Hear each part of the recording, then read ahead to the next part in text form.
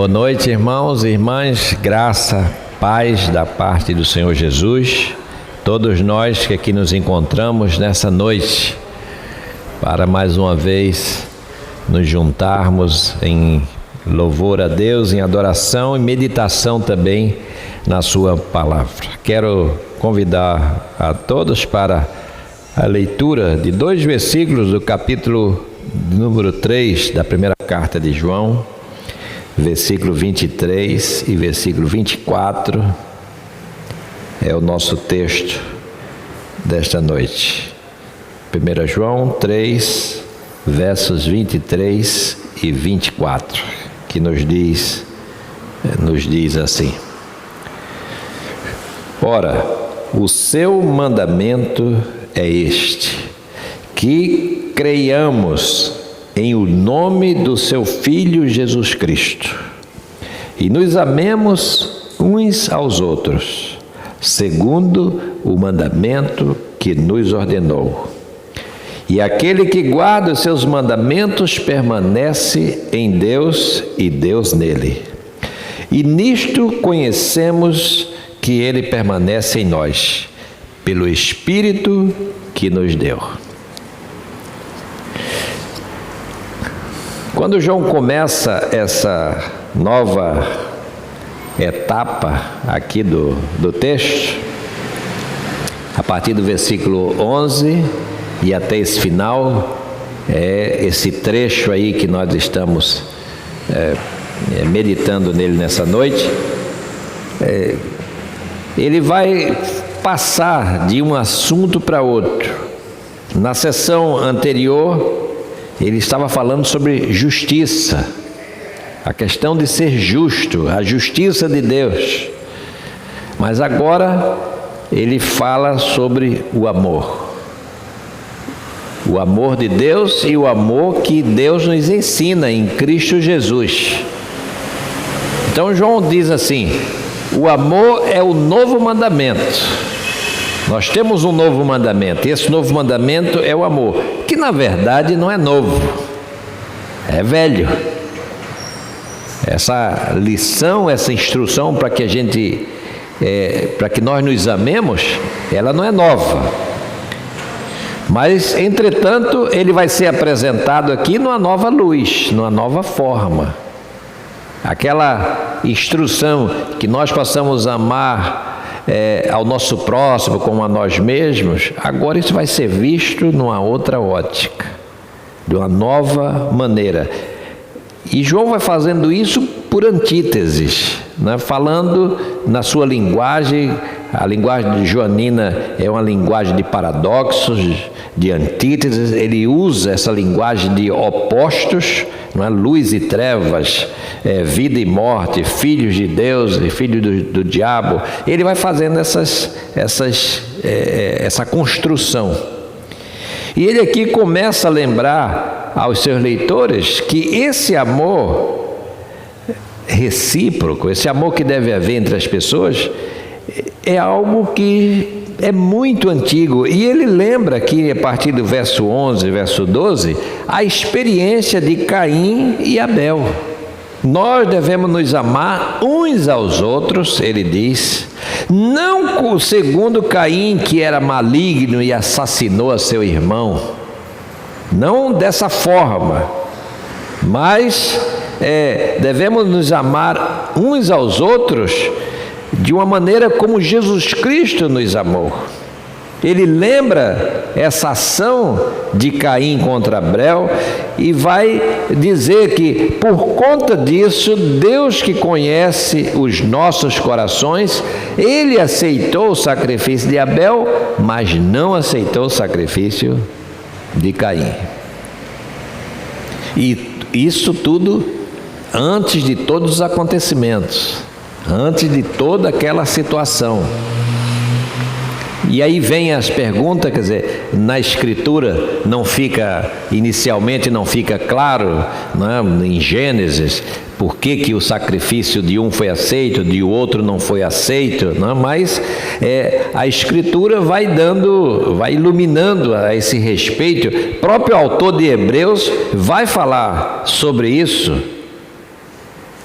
e vai iluminar o nosso entendimento quanto a essa aceitação do sacrifício de Abel e a não aceitação do sacrifício de Caim.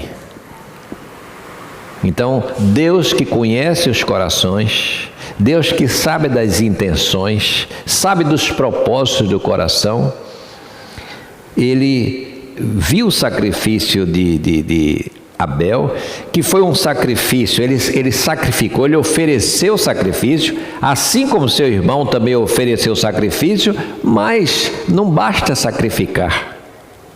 É preciso ver qual o propósito que está no coração, a maneira como aquilo está sendo oferecido, porque não é puramente o rito externo que interessa. O principal é a maneira como nós nos achegamos a Deus e como oferecemos sacrifício a Ele, com coração limpo, com coração puro, fazendo aquilo com alegria no coração, não é uma obrigação. Deus não quer que nós façamos nada por obrigação. Ele quer o desprendimento de cada um.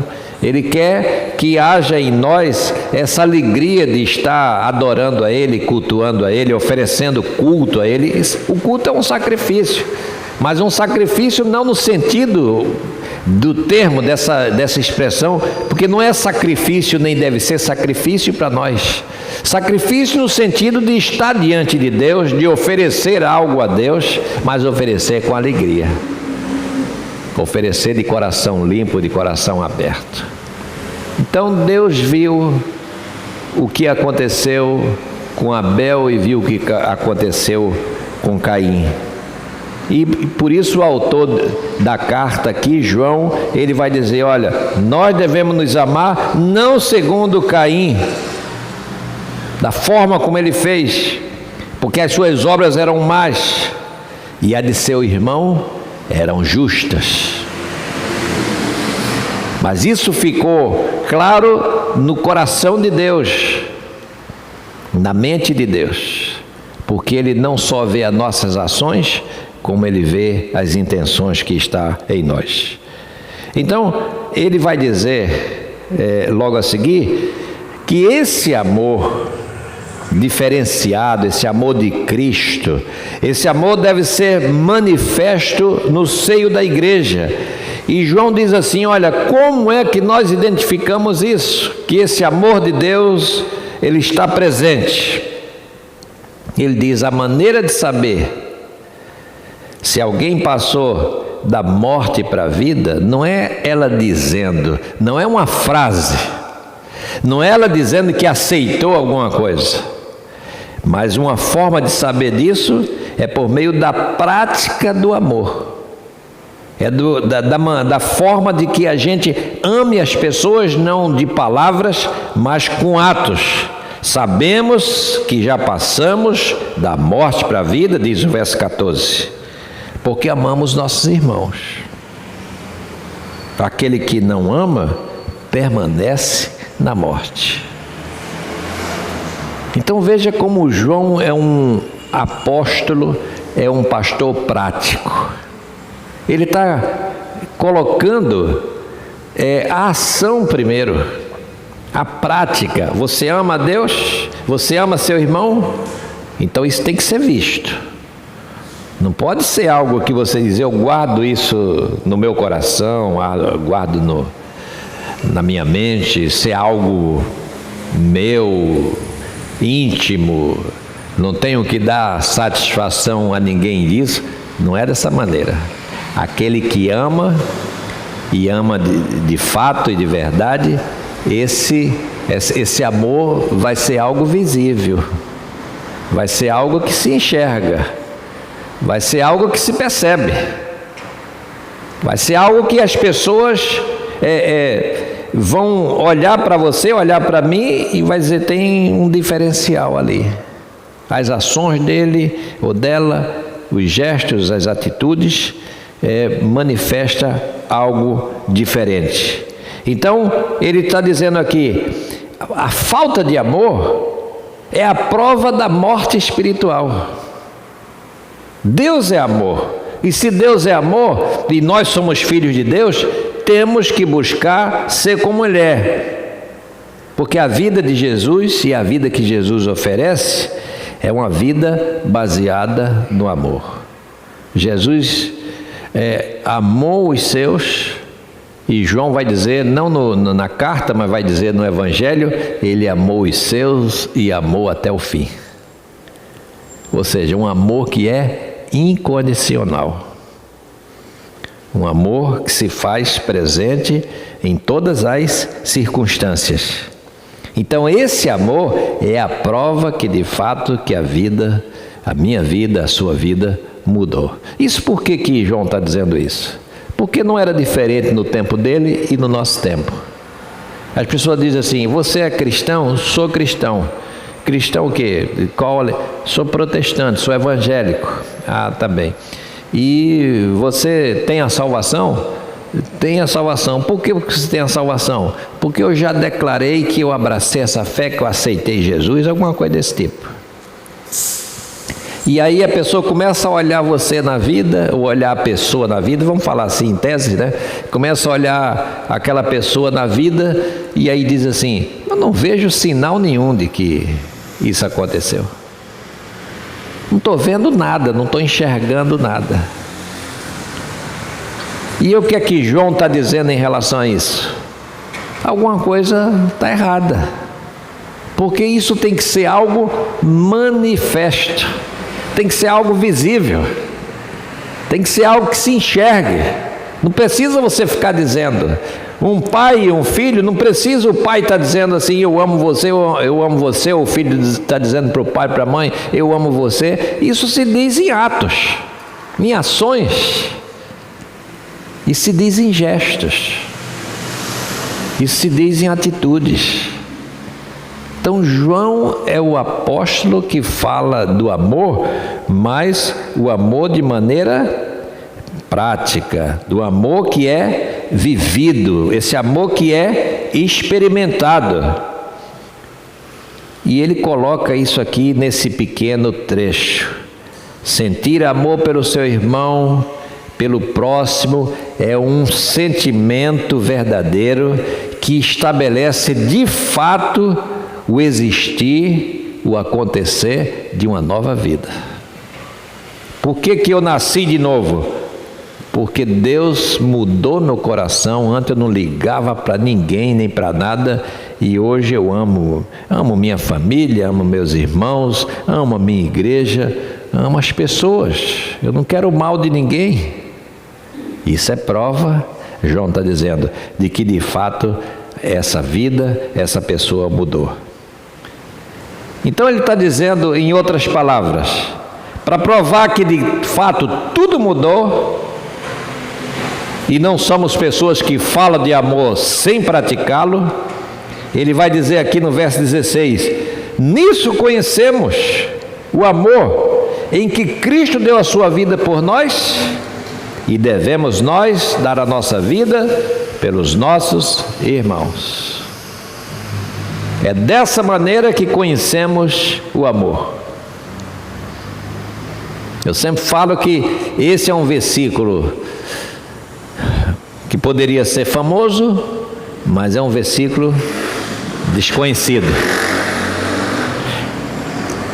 É carta de João, é João capítulo 3,16, mas não é o João 3,16 conhecido, é o João 3,16 desconhecido. O João 3,16 conhecido é aquele que Deus amou o mundo de tal maneira que deu seu Filho unigênito para que todo aquele que nele crê não pereça, mas tenha vida eterna. Esse é aquele que se decora, esse é aquele que se fala, esse é aquele que é o evangelho em miniatura e tudo assim, que a gente gosta de falar isso. Mas esse João 3,16 aqui, a gente não sabe, nunca decora, por mais que a gente leia, a gente não decora. Isso tem alguma coisa no subconsciente, que a gente não consegue guardar isso aqui. Por quê? Porque esse texto fala, esse versículo fala de algo que deve ser, não é mais Jesus, agora é algo que deve ser praticado por mim e por você. Cristo deu a sua vida por nós, assim também nós devemos dar a nossa vida pelos nossos irmãos. E aí a gente, inconscientemente, a gente diz assim, aí é complicado. Aí já é outra história. Então, a gente não diz nada, é escritura, é palavra, está na Bíblia, é verdadeiro, mas aí a gente diz assim, deixa para lá. Deixa assim, tá bom. Não é daqueles textos que a gente diz assim, vou decorar isso. Porque assim como Jesus nos amou, eu também preciso amar e dar minha vida pelos meus irmãos. Não vou decorar esse. É por isso que ninguém decora esse versículo. Se for preciso, a gente acha ele. Muito raramente, como a gente está passando aqui por ele. Mas não é aquele de decorar, a gente decora outros. Esse aqui não vai para a caixinha de promessa. Ninguém quer tirar esse assim na caixinha de promessa. Deixa. É escritura, mas deixa lá. Entendeu? É assim que funciona. Nós fazemos uma leitura seletista. Esse aqui sim, esse aqui não. Alguns mais, alguns menos. Mas as pessoas acabam fazendo a leitura selecionada da Escritura. E o que João está dizendo é o seguinte, olha, o amor deve ser algo compartilhado, praticado, vivido. Esse amor que nós dizemos ter é um amor que precisa ser traduzido em atos. Não é um amor de palavra. Não é um amor meramente propositivo. O que é propositivo é aquilo que a gente acha que falando vai acontecer. Não é isso. Eu amo. Não precisa falar que ama. São gestos. Mateus 25 vai falar sobre isso. Quando o Senhor diz, olha, vocês que são minhas ovelhinhas. Mas por quê? Quando foi que nós fizemos essas coisas? Quando você ajudou uma pessoa, quando você deu roupa àquele que estava nu, quando você deu alimento para aquele que estava faminto, quando você fez essas coisas, praticou essas coisas, você estava fazendo por mim. Então, na verdade, esses vinde benditos de meu Pai, tomai posse do reino, isso é uma palavra, veja bem, não é para aqueles que foram propositivamente dizendo, eu tenho isso, eu tenho aquilo, eu tenho a salvação, não, mas aqueles que praticam isso. Para aqueles que vê o outro, vê a necessidade e aquilo é sentido no coração, eu tenho que fazer alguma coisa. Isso é uma coisa boa, irmãos. Eu tenho que fazer algo. Pessoa tal está passando dificuldade, eu tenho que fazer alguma coisa. Eu tenho que fazer algo. Então amar é o que João está dizendo? É dar-se. É fazer aquilo que é preciso ser feito. Não basta dizer eu amo as pessoas. Porque quando a gente diz assim, eu amo todo mundo, isso é algo impessoal. Quem diz que ama todo mundo, isso não tem pessoalidade nisso. É melhor você começar não amando todo mundo, mas a gente começar a dizer assim, eu amo essas pessoas com as quais eu convivo, esse meu círculo, essas pessoas com as quais eu estou lidando com elas a cada dia, seja lidando comercialmente, seja eclesiasticamente, seja professor-aluno, assim. Pessoas fáceis de amar, pessoas mais difíceis de amar, mas aí eu vou colocando, fazendo aquele exercício, né, de amar essas pessoas. Isso é fácil? Não é fácil. Não é fácil. Mas aí é a hora, quando a gente achar difícil, é a hora de pedir que Deus nos abençoe e nos fortaleça. Assim como perdoar é difícil, amar também é difícil. E aí a gente peça a Deus, Deus, tem misericórdia de mim, porque Se não for com a tua ajuda, com a tua graça, eu não vou. E aí a gente ora a Ele. Às vezes eu creio, às vezes não, eu creio que Deus coloca, às vezes uma pessoa, uma determinada pessoa, para eu lidar com ela, para que eu exercite um pouco essa coisa. E a gente olha às vezes certas pessoas e diz, é difícil amar essa pessoa pelo que ela faz, é difícil. Mas Deus nos abençoa nesse sentido. Então, fechar o coração para as pessoas, João está dizendo, é um ato de desamor. Isso significa, ele diz, que o amor de Deus não permanece nele. E aí ele diz aqui no versículo 18, filhinhos, não amemos de palavra nem de língua, mas amemos de fato e de verdade. Isso aqui, esse acento aqui, ou seja, amar não é meras palavras, amar não é um discurso, mas amar é uma prática que é feita com ações concretas, gestos simples às vezes, mas gestos que traduzem um sentimento, que traduzem um desapego, não é? No sentido de que a gente se doa, a gente se dá. Isso é o que significa amar, não de palavras, mas amar de verdade. Então, João afirma que não devemos nos desesperar se nosso coração nos acusar, visto que Deus é maior do que tudo. E nesse caso, nós devemos nos tranquilizar perante nossa própria consciência, o que ele vai falando aqui nos versículos seguintes.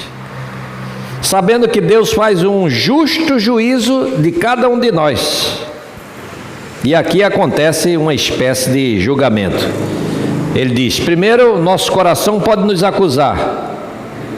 E nós mesmos vamos ser advogados de defesa diante de Deus. Mas Ele é o juiz que determina qual é o veredito. Por quê? Porque Ele sabe de todas as coisas. Ele sabe se eu estou sendo verdadeiro naquilo que estou dizendo, no gesto que eu estou fazendo. Então Ele diz, mas se nosso coração não nos acusa, no verso 21, se Ele não nos acusar, temos confiança diante de Deus. Ou seja, isso é uma bênção dada por Deus. Quando você diz assim, traduzindo isso aqui, olha, eu estou de coração limpo, eu estou de coração tranquilo, eu fiz o que devia ser feito. Hoje eu falei isso para uma pessoa que estava muito angustiada e sofrida e lutando uma situação, e eu disse, olha, Deus está vendo o que você está fazendo, continue assim. Honre as pessoas que você tem que honrar. E Deus, acima de tudo, que sabe de todas as coisas, Ele está vendo a sua atitude, Ele está vendo o seu gesto, Ele está vendo a sua ação. Então, fica tranquilo. Apesar das turbulências da vida, mas que diz respeito a isso, fica tranquilo. O que é preciso ser feito, você está fazendo. Então, vai em frente. E deixa o mais que Deus é que tem controle de todas as coisas, e Ele tem o plano dEle, Ele tem os propósitos dEle, e a gente ora confiando que Deus vai agir. É isso que a gente precisa fazer. Então, não ter um coração que acusa, porque quando a gente deixa de fazer aquilo que tem que ser feito, o coração acusa, a consciência acusa. Mas coisa boa é quando eu e você, a gente pode dizer assim, o que tinha que ser feito, eu fiz. Que a gente lute, irmãos, para a gente conseguir isso para a nossa consciência. O que tinha que ser feito, eu fiz. O que estava ao meu alcance, eu fiz. E o mais eu entreguei a Deus. E Ele vai e está conduzindo isso tudo. Então, João termina esse trecho aqui, que nós lemos, ele termina dizendo assim, olha, qual é o mandamento? O mandamento é esse, confessar Jesus como Filho de Deus e, segunda parte, e que nós nos amemos uns aos outros. Confessar Jesus e nos amar e praticar o amor. O amor a Deus em cima de todas as coisas e amar aos nossos irmãos.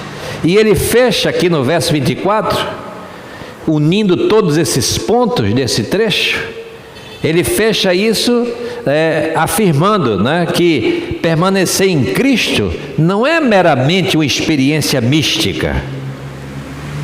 A prova de que nós permanecemos em Deus e Deus permanece em nós é essa: é manter a fé em Cristo, praticar o amor entre os irmãos, entre as pessoas, e justiça moral. Se praticarmos essas coisas, podemos dizer que de fato o Senhor permanece em nós. E qual é a prova de que Ele permanece em nós? É aí que João fecha aqui todos os pontos. Sabe qual é a prova? Está bem no finalzinho aí. É o Espírito Santo que em nós habita. Nós temos o Espírito Santo e o Espírito Santo nos guia. E isso é prova, isso é um selo. Isso é prova que o Senhor está em nós e nós estamos nele. Porque Ele só dá o seu Espírito àqueles que são seus. O Espírito Santo não é para qualquer um, mas é para aquele que começa crendo em Jesus Cristo, que ama ao seu irmão e pratica a justiça moral. Então, vamos ter plena consciência de que isso está de fato acontecendo. O selo, a prova de que isso é uma verdade, é o Espírito Santo habitando em nós. Esse Espírito que foi nos dado desde o início da vida cristã. E é Ele que vai nos fortalecendo, é Ele que vai nos animando, é Ele que, quando a gente fraqueja um pouco aqui e ali, que a gente, poxa, a minha fé está meio fraca, é o Espírito Santo que nos levanta, é Ele que nos sustenta, é Ele que nos anima. O Espírito Santo anima a vida. É Ele que nos capacita a viver retamente e amar nossos irmãos, porque de nós mesmos a gente nunca ia conseguir isso. Então, graças a Deus que temos esse Espírito em nós, que vai nos animando, nos fortalecendo, nos sustentando em graça. Então, meu amado, para finalizar, quer tranquilizar o seu coração? Busque a prova do Espírito Santo. Não confie em seus discursos, em suas palavras. A salvação não é algo que simplesmente se declara, é algo que se recebe. Eu fui criado num contexto que essa salvação era assim, era uma declaração. Por que você diz que você é um santo, um salvo em Cristo? Porque eu já declarei, se a gente fosse depender de nossas declarações, nós estávamos, como se diz lá no norte, estávamos fritos. Depender das minhas declarações, eu digo que sim hoje, amanhã eu digo que não. Eu digo que vou fazer assim, amanhã faço assado. Vamos depender das minhas declarações. Depender da graça de Cristo, depender do amor de Cristo, depender da ação do Espírito Santo em nossas vidas. É Ele que nos habilita a crer, é Ele que nos habilita a obedecer aos mandamentos, é Ele que me habilita a amar meus irmãos. É Ele, o Espírito Santo, que faz isso. Então, a condição para a permanência desse Espírito é a obediência que nós devemos exercitar cada dia. E a prova da permanência é a dádiva do Espírito Santo que nos é concedida. Então, que Deus abençoe a cada um de nós, nos fortaleça, que a gente ore pedindo assim: Deus, me ajuda, para que eu possa nunca esquecer do meu amor por Ti, mas também não esquecer do amor por todos aqueles com os quais eu tenho que lidar no cotidiano, no dia a dia. Deus amou ao mundo, às pessoas. Se nós somos filhos de Deus, nós precisamos também amar a cada um. Que Ele nos abençoe, irmãos. Amém.